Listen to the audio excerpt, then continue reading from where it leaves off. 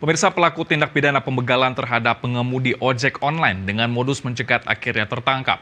Kedua pelaku ini pula yang memperdaya pengemudi Grab mobil dan membawa kabur mobilnya hingga ke wilayah Probolinggo, Jawa Timur.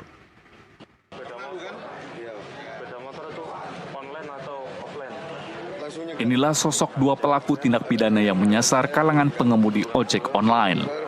AJ berusia 42 tahun asal Kecamatan Camplong dan FW 40 tahun warga Kecamatan Ketapang, Kabupaten Sampang, Jawa Timur. Mengakui perbuatannya dan menceritakan hasil kejahatannya digunakan untuk main judi online dan mengkonsumsi narkoba. Kedua pelaku begal ini awalnya mencegat korban yang mengenakan jaket ojek online saat melintas di jalan kota Surabaya. Kedua pelaku ini dengan alasan untuk mengantarkan ke wilayah Bangkalan, Jawa Timur. Namun, setelah sampai di Jalan Desa Sendang Daja, wilayah Bangkalan, korban diminta menyerahkan sepeda motornya sambil diancam dengan senjata tajam milik pelaku. Korban pun menyerahkan motornya dan lari menyelamatkan diri. Selain membegal pengendara ojek online, beberapa hari kemudian kedua pelaku ini juga memperdaya sopir taksi online. Dengan modus memesan melalui aplikasi, pelaku lantas meminta nomor handphone pengemudi dengan alasan akan order secara offline. TSK ini dengan dua LP, satu motor, satu mobil, tapi modusnya sama. Ya, model Grabnya di mana? Ya, model Grabnya lewat online. Awalnya Grab mobilnya online.